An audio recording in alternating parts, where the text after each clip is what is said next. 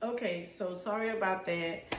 So what I was trying to tell y'all was like you can manifest to be a rich person, to be a millionaire, or whatever, but basically manifesting is a job by itself too. I do manifest. I truly believe in good energy. So back to trucking. It does give you a solid foundation and security. It does because you're not going to be unemployed as long as you don't have a lot of tickets or fail a drug test or whatever.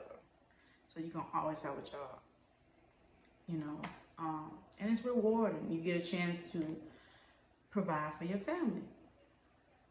The long hours, yes, sometimes it gets on my nerves. Like pretty much they can work you up into 14. You might get stuck there until 16 hours,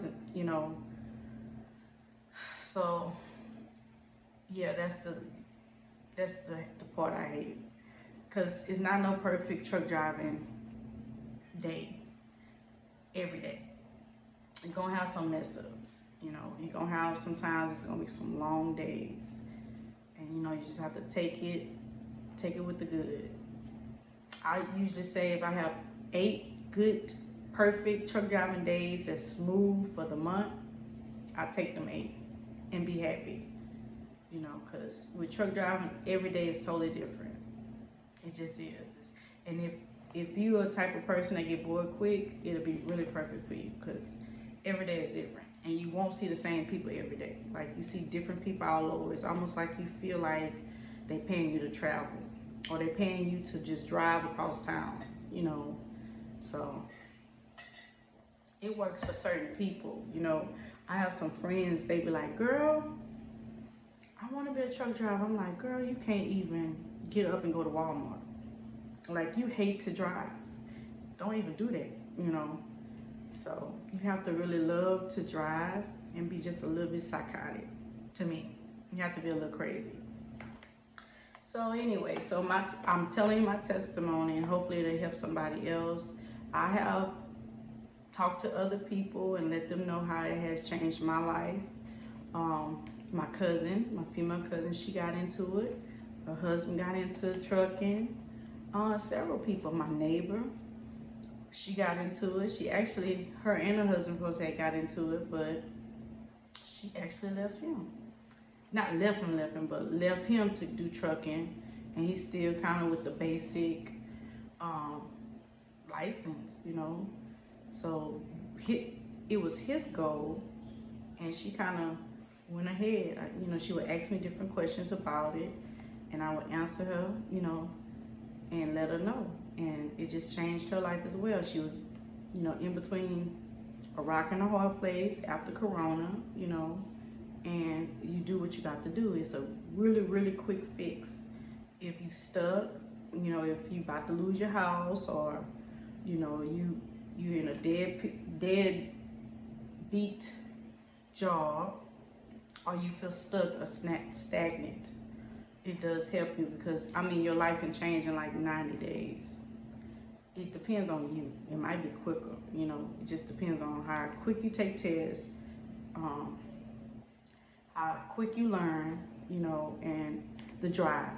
I think being the drive in you, it'll just flourish, because you're hungry and you got to get it.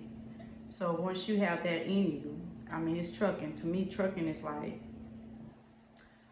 street hustle that's legal. Um, when I first got into it, I was like, hi, good morning. How y'all doing? Just really sweet. And then people just looking at me crazy, like, what's wrong with her? Then a few times they're talking to me crazy. A few times kind of cutthroat, picking up my trailer or taking my load. And then I started cussing and acting a fool, jumping out of my body. And then it was like, oh, okay then. This is what trucking is. It's straight up the streets. It's the streets.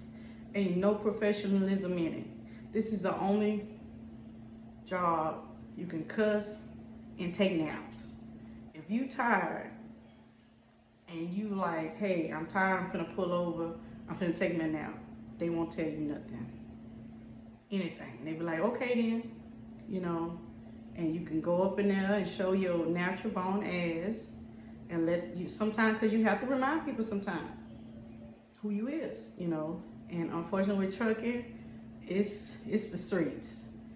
And once I realized it was the streets, you just kind of get with it. You get with it, you know, or get ran over, straight up. So my first year was I was a nervous wreck, as you can see. Probably looking like this, how nervous I am for my first video. But I just took my time. The loads might have been late. You know, I probably got lost a couple of times, but I took my time. And you have to take your time. Everybody have their course. If you run out there and think you just know it all, you don't. Because I've been in it for 16 years and I'm still learning. I mean, I might be a little bit comfortable now, but sometimes comfortable is the most scariest thing when it comes to trucking. You can't get complacent. You can't feel like, oh, I know it all. The truck ain't gonna let you do that. You know what I'm saying? So I can like back up pretty much with my eyes closed. Then the next 2 days, if I'm tired enough, you can give me a whole football field and I can't even back it up. You know, so trucking it's its own monster, you know, but you know, it's something that's, I don't know, it's kind of like a, once you get it, you get it. You know what I'm saying? It's like you have to find that sweet spot. With trucking, it's like finding that sweet spot. You know, I don't know if y'all understand that or not, but once all the stuff that they stuffed in your head so quick, you know, they stuff it in your head in 2 weeks, but you go out there and you make it work for you. Like they could show you all the stuff and how it works for them, but now the rules and the regulations ain't gonna change. But the style and your method is your method, and nobody can take that from you, you know. And you drive your truck. You don't let nobody else drive your truck, you know. So you might be new, but even the old people know. I done seen new people flourish better than the old ones because the old ones were so stuck in their ways. You know, don't want to jump out the truck and check what's behind them before they back up. You know, trying to be cool with it. You can't be cool with it sometimes. If you don't know, you don't know. If you don't see what's back there, you don't know. So I jump out the truck. It's good exercise for me, you know. I'm trying to, it's you know, hot mom season anyway. So me climbing in and out the truck is good exercise for me. You know, it's cheaper than a BBL. So you just get out, get back in, get out, get back in. And some days, like I said, I could just slide it on in and be like, you did that, you know. And some days it's like, this is my 4th try, you know. And I don't be ashamed or nothing. I'm like, don't even look my way. I never used the CB. I never had a, you know, a name or whatever they call it. I never even got into none of that, you know. I just basically got in that truck and started driving. I didn't even want to know. I had a CV probably in my truck by the company, maybe used it twice because of the traffic. They'll tell you if it's like traffic, you know, for a casualty, you know, something that happened, a fatality, or they'll just tell you like, okay, people rubbernecking, you know. But other than that, I didn't want to hear it because a lot of cowards hide behind that CV. And when you're trying to back up, that's the least thing you want to hear. Even if you're trying to do something and you knew, you don't need to hear, you don't need no extra voices in your head. I'm quite sure you got enough, you know. So I never really played with that CV thing. A lot of them is so rude. You hear a lot of racist remarks that they wouldn't even tell you in their face. Of course, by being a woman, you can only imagine. Then the lot lizards, they trying to sell it on the CV, you know. So it's like, I need to focus. I need to focus. So I never did really like the CV a whole lot. I was old school. I had to learn how to read a map, you know. Um, and then of course the GPS came. Thank you, Jesus. But then I say thank you, Jesus. But then sometimes I see that GPS take you in routes that truck can't even go. You know, that GPS and took me to a bridge that 80,000 pounds can't cross. And you talking about needed a depend. It's gonna be moments, I mean, sweat just comes so quick. And you just be like, the stomach just be just rumbling. You be like, oh my God, how am I gonna get this truck out of here? You know, just by listening to the GPS. So sometimes you have to pre-trip, of course, like they train you. And you just really need to just, I'm common sense. This woman, Siri, is telling us to go this way, but she don't know how. I mean, let me back up.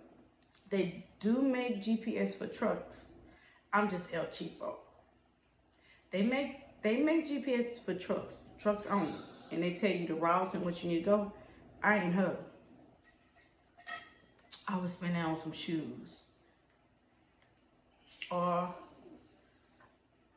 I spend it eating out or something, or taking my kids somewhere. They gonna spend it anyway.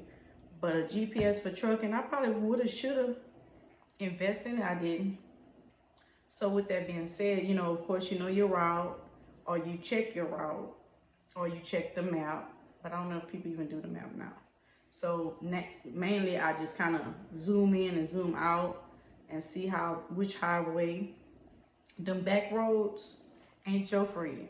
I hate the back roads. That's just me. You can get there quicker sometimes, but your nerves be so bad. Because these back roads, you don't know where it may take you. You might be in a whole cornfield just by you trying to knock out 15 minutes. To me, just get up earlier. And so you're knocking out 15 minutes. Because in a truck, if you late, you late. Ain't nothing you can do about that. That joker is slow anyway. You ain't in no convertible. So if you late, you just late. You know what I'm saying? It's like, what can you do? They want their load. I mean, you human. Things happen. Come up with a good excuse. Be really nice to the customer. And you always make sure you tell your dispatcher, your ETA, and just keep on communicating. But you know you late. You know you hit that snooze, or most times you ain't want to leave home. It's like when you getting back on the road, it's hard to leave. You be like, dang, it's hard to get back in that truck. The only time you ready to go is when you spent all that money. You know, it's like, it's time to get back in the truck. You know, you see your bank account, be like, it's time to get back in this truck. But other than that, it is hard to leave your family and get back on the road. So mainly, you know you was late. There's no need of trying to run over nobody. There's no need of trying to add 15 more minutes. Take your time, you get there. You get there because one thing I do know, they want their load. They want their load. You know, so they got to chop it up. And the way traffic is, the way people are, you have every excuse. You know, most time I used to be like, hey, do I have a window? If you have a window, because sometimes dispatchers don't tell you that. They just tell you a certain time. I need to know. Either it's on your paperwork, or I ask them, hey, do I have a window? And if they say, yeah, okay, you could deliver between 2 and 6, you good. You're very good. You got there safe and legal. You know, so don't let nobody, like I say, drive your truck. You drive your truck. And however it may be, because they know you just not starting. And they have to be patient with you. You know, if you tab something, then they're looking crazy at you, you know. I want you to pee in a cup.